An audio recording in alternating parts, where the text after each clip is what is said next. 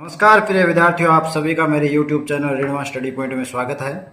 आज के इस वीडियो में कक्षा 8 के गणित विषय की प्रश्नावली 3.1 को हल करना सीखेंगे। इससे पहले जो प्रश्नावली 3.1 से पहले का जो वीडियो है उसके अंदर चतुर्भुजों के बारे में सामान्य जानकारी हम लोगों ने उस वीडियो में प्राप्त कर ली है। तो यदि आपने वो वीडियो नहीं देखा है तो पहले वो वीडियो देख लीजिए, उसके बाद में इस वीडियो को देखना शुरू कीजिए तो आपके अच्छी तरह समझ में आएगा। तो चलिए चलते हैं प्रश्नावली 3.1 में प्रश्न संख्या 1। प्रश्न संख्या 1 है, इसे आपको स्वयं हल करना है और ये अगर आप वो पिछले वाला वीडियो अच्छी तरह समझ जाओगे तो इस प्रश्न 1 को अच्छी तरह हल कर पाओगे। प्रश्न संख्या 2 देखिए, निम्नलिखित प्रत्येक में कितने विकिरण हैं। ये कुछ आकृतियां 3 प्रश्न दिए हैं इसके अंदर, एक उत्तल चतुर्भुज, समषट्भुज और त्रिभुज। इनमें विकिरणों की संख्या ज्ञात करनी। इसके लिए आपको एक छोटा सा इसका एक फॉर्मूला है वो याद करना है कि किसी बहुभुज में विकिरणों की संख्या, किसी बहुभुज में विकिरणों की संख्या कैसे निकालते हैं, n इंटू n माइनस 3/2। ये फॉर्मूला आपको याद रखना है। इस फॉर्मूले के द्वारा अपने किसी भी बहुभुज के अंदर विकिरणों की संख्या का पता लगा सकते हैं। यहाँ n क्या है, बहुभुज में भुजाओं की संख्या है। ये यहाँ पर क्या कहलाता है, n है। जैसे त्रिभुज की बात करें तो n का मान 3 हो जाएगा क्योंकि 3 भुजाएं हैं। यहाँ उत्तल चतुर्भुज की बात कर रहे हैं तो n का मान 4 हो जाएगा कि चतुर्भुज के अंदर 4 भुजाएं हैं। समषट्भुज की बात कर रहे हैं तो n का मान 6 हो जाएगा। षट्भुज 6 भुजाओं वाला बहुभुज है इसलिए 6। तो पहला करते हैं a का हल। एक उत्तल चतुर्भुज में विकिरणों की संख्या, तो आपको वही फॉर्मूला लगाना है, n इंटू n माइनस 3/2। अब यहां देखिए, क्योंकि यहां चतुर्भुज है इसलिए n का मान कितना हो जाएगा, 4। n का मान 4 इसके अंदर रख देते हैं तो n बराबर 4 रखने पर बराबर, देखिए n की जगह आपको 4 लिखना है। 4 गुणा फिर n आ गया 4 माइनस 3/2 बराबर, हल कर लीजिए। 4 गुणा कोष्टक को हल करेंगे, 4 प्लस का है और 3 माइनस का, कितने बच गए, 1। तो 4 गुणा 1/2 हल करेंगे। 4 गुणा 1 कितना होता है, 4/2। 4 में 2 का भाग दे दीजिए 2। तो यहां पर विकिरणों की संख्या क्या आ जाएगी, अतः उत्तल चतुर्भुज में विकर्णों की संख्या बराबर 2 विकिरणों में।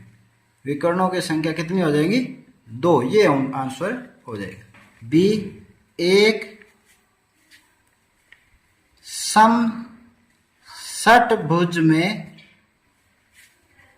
विकर्णों की संख्या।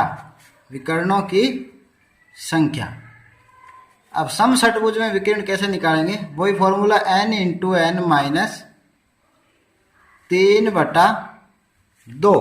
n इंटू n माइनस 3/2 इस फॉर्मूले को याद रखना है।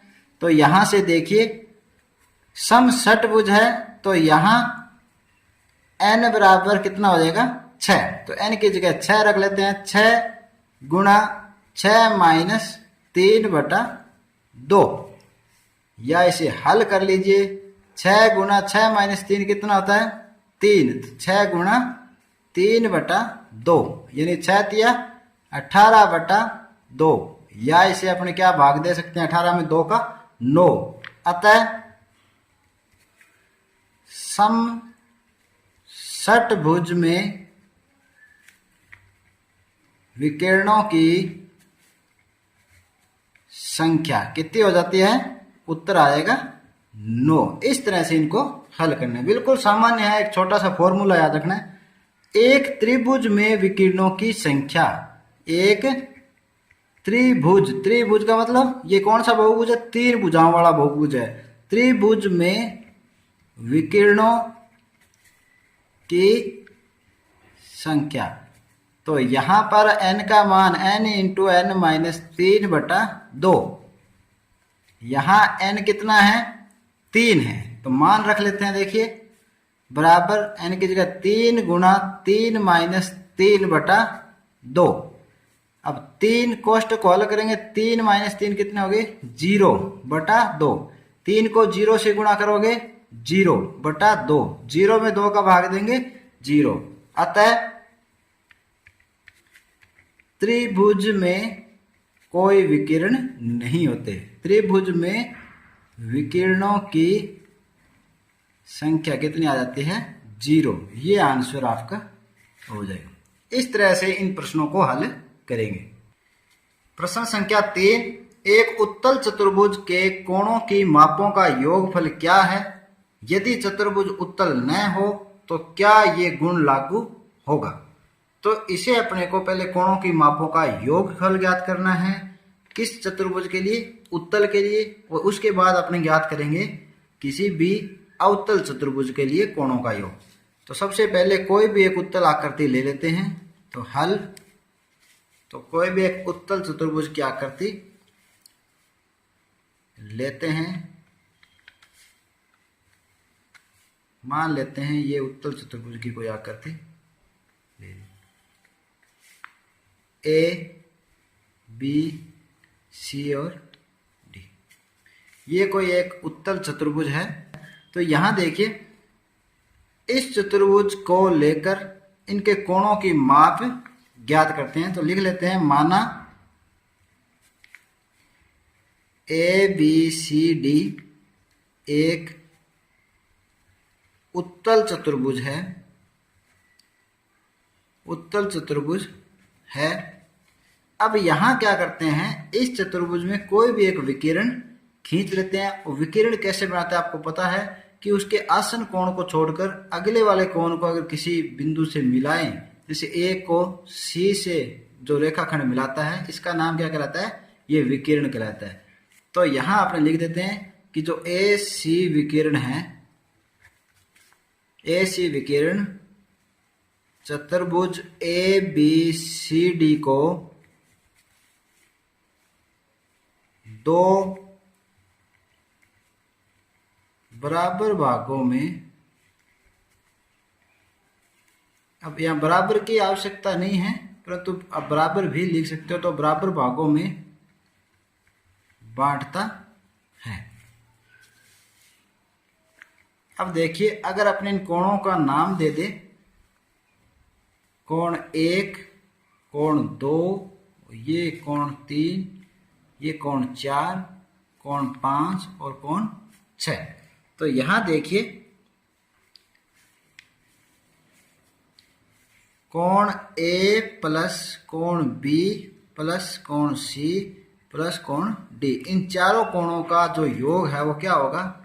इन सभी कोणों का योग। तो यहां देख सकते हैं अपने कोण 1 प्लस कोण 2 प्लस बी के लिए कोण 3, फिर कोण 4 प्लस कोण 5 प्लस कोण 6।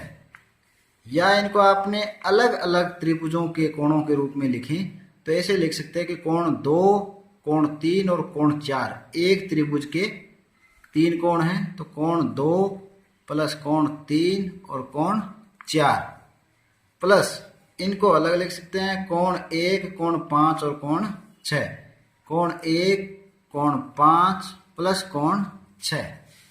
तो यहां देखिए अभी अपने पिछले जो वीडियो है उसमें बात कर चुके हैं कि त्रिभुज का जो कोण योग गुणधर्म क्या है? कि त्रिभुज के तीनों कोणों का योग 180 डिग्री होता है।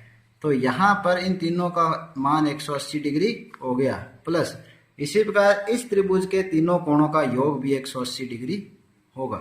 तो यहाँ आप लिख सकते हो त्रिभुज के कोण योग गुणधर्म से।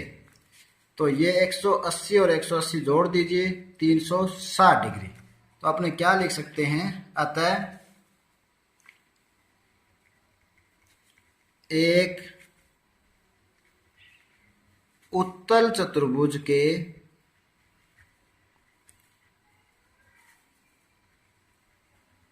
कोणों की माप 360 डिग्री होती है।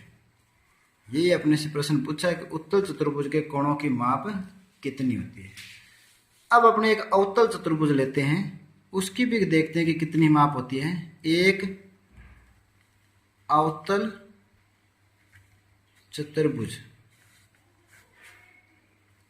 लेने पर, अब अवतल चतुर्भुज अपने कोई भी एक अवतल चतुर्भुज ABCD ले लेते हैं। तो यहां पर मैं एक अवतल चतुर्भुज ले रहा हूं।